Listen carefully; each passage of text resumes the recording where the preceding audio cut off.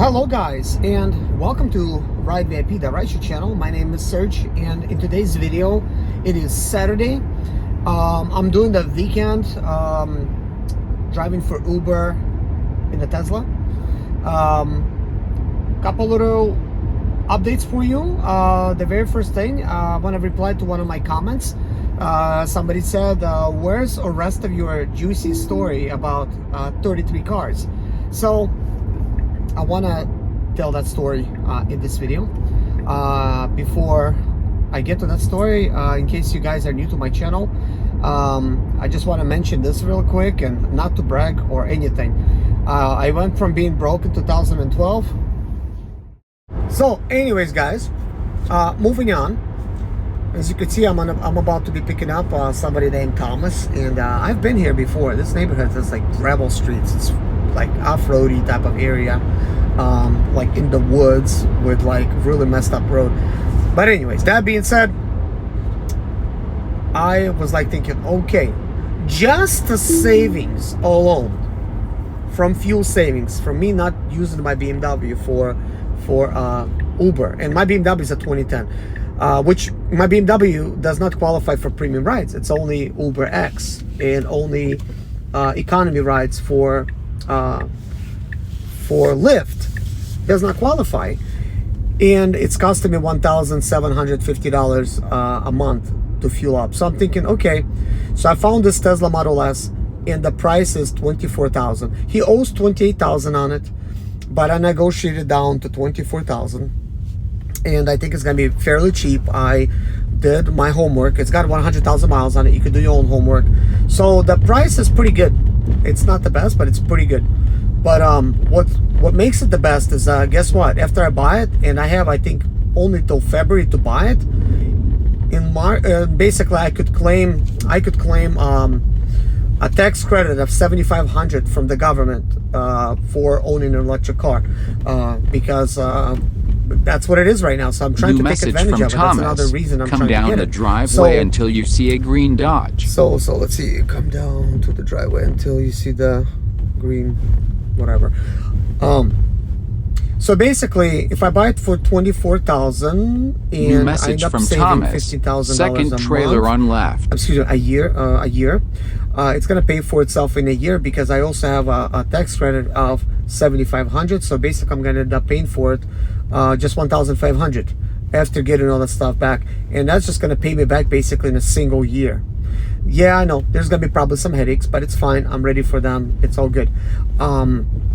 And that being said, not looking at anything, just anything my YouTube can pay for.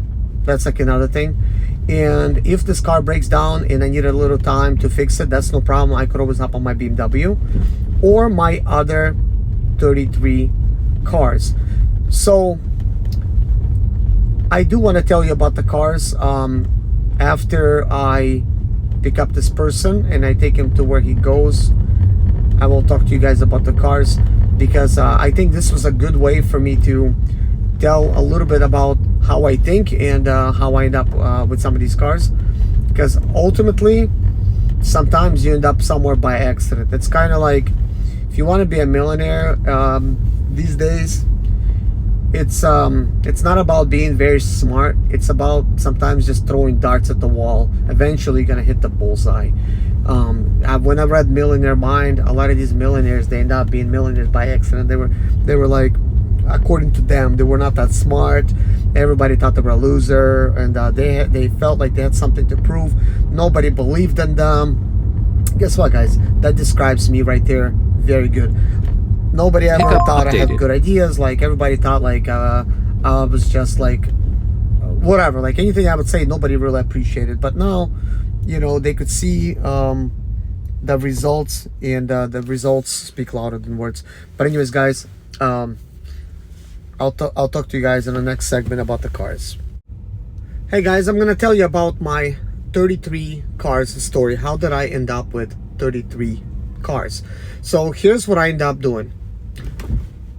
I bought a car for myself and one for myself to repair. So there you go, there's two cars right there. So I end up using parts from my other car to fix my other car. Then I bought a SUV for my wife, which was a Nissan.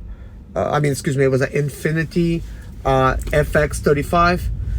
The engine locked up on it, so the engine was 2500. I found a Nissan Murano, a little bit newer with the same exact engine. So there you go. Now I have 4 cars.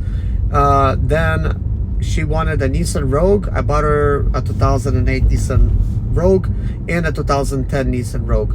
So that Rogue, I ended up, one of them was smashed, the other one was, well, one of them was smashed in the front, the other one was smashed in the side doors. So I used the 2008 to repair the 2010 one, because 2010 had only 100,000 miles, well, less than 100,000, but I'm just saying it to round it off. And 2008 had almost double that. Then basically I needed, I was gonna try to change what I was doing from doing deliveries in a Mercedes Sprinter diesel. I decided that a box truck would be a pretty good idea, so I bought a 2006 Ford F350, an E350 Super Duty 6.0 diesel, which basically was a huge mistake, and it broke down on me pretty much right away, and I sunk another $7,000 into it after selling my 1965 Mustang, which is another story, in order to fix it, because I had a fully renovated Mustang, but oh well. Then of course I still have this vehicle. I don't have the Mustang, so it doesn't even count. I don't count it to how many cars I had in my life. This is how many cars I have. Then found this deal. It was a 2000 and doesn't matter. It was a limited edition PT Cruiser. It did not want to start. I thought I could start it. I bought it. I did start it, but the engine locked up because the timing was off on it. So I'll let my kids have that. Then I was doing this experiment and thinking, hey, what if I could buy like 3 cars in a day, like from a car auction, like just any kind of cars. And I had like $2,000. Would I be able to do it? So yeah, I bought it. I bought like 3 cars: 2008 Nissan Versa, 2006 Ford Explorer, 2010 Ford Edge, all for under $2,000. They all had issues. They were all smashed basically. Then my friend started asking me if I wanted to buy their Mercedes Sprinter vans when they were going out of business. I said, yep, keep buying them. I ended up with 10 Sprinter vans. Then what else? Just out of the blue, I went to the car auction and I was like looking, and there was a Nissan Altima going for $3,500 with 45,000 miles on it. It was a 2013 and it was very clean, wasn't smashed or anything, and it didn't say there was anything wrong with it. It was fully drivable. So I got that for $3,500, thinking that's a good deal. Then my mom was like, hey, can you find me a car? I'm looking for something luxury. Can you find me like whatever? And I'm like, what about a BMW? She had a BMW before. So I found her this 2010 BMW 535i that I'm driving. I bought it for her and everything. And then she's like, oh, I changed my mind. Can you just buy that instead? I'm like, fine. I ended up with a BMW.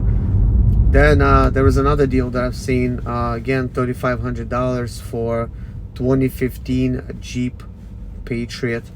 It was lightly smashed. I got that. It's already fixed. So pick that up. It's worth about 15. I'm probably not gonna get 15 for it, but I'm just saying, like, there's obviously money to be made there, even if I sell it for like 9 or 10,000. And on and on and on. That's why, like, I have 33 cars now. Not only that, but I bought myself a Bobcat. I have that so that I could use it for my future business. And I also have 2 King Quad Suzuki King Quad ATVs, 700cc. I also have 2013 Honda CBR 500R motorcycle that's been in an accident. That could be like a project for the future. I bought a jet ski that was like a 900cc Suzuki jet ski. It's a 2002. It's one of those huge ones. It's supposed to be like 80 miles an hour on the water. They said it just needs a water pump. It needs a lot more than that. So I keep sinking money into all these cars, into all these projects. Just keep buying them at will. And now I'm thinking about buying a Tesla. So that's going to be car number 34. I could buy a lot more cars. I sort of stopped right now because you might be wondering, well, you're buying all these cars because I needed to fix other cars and I keep buying cars.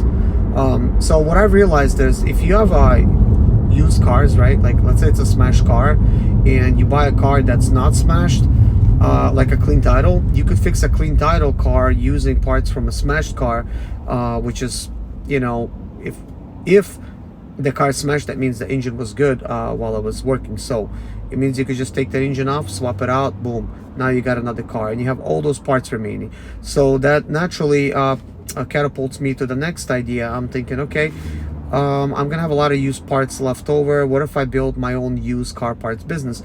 Well, I started posting parts on eBay, ended up with $70,000 worth of parts on eBay. I could put more, but I sort of stopped because I need to be a little bit more organized, which I was, but I was doing things out of a regular car garage, and then I'm thinking I need to build myself a garage slash warehouse, well, more like a shop slash warehouse. I'm gonna need commercial grade shelving. So there was a company liquidating, and they were selling all kinds of stuff. So I went there and I bought 18 commercial grade shelving, 4 feet by 8 feet by 12 feet tall. They're so heavy duty. They're probably like from, I don't know, the 60s. Some of them are a little bit scratched up, a little bit bent. I mean, they're fine, they're straight, you know, but over the years forklifts crash into them and stuff like that. So I got a good deal on them.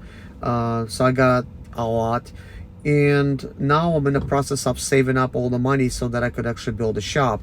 And I have already part of the money for it. I actually could pay pretty much cash for the Tesla, but I'm going to finance it because of the YouTube channel, and it's going to make me feel good that my YouTube channel of 8 years in the making is basically paid for my car, and actually it gave me already so much money that I could just outright go and buy it anyways. Well, even like a newer Tesla, because it paid me like over $50,000 already. And then I have built other YouTube channels, including this one. This one's already paying me money too. I made my first $100 in January. I'm gonna make around $200 this February, and on and on. But basically, the way I look at stuff, like this Tesla I'm gonna start a channel that's Tesla related, Tesla service. So once I build my shop and parts department, I'm gonna be still driving my Model S. I don't know if I'm gonna be driving it every day, but the way I see it is a reward. I'll end up fixing it before you know it. I'll open up my own Tesla repair center, because there's not that many of them.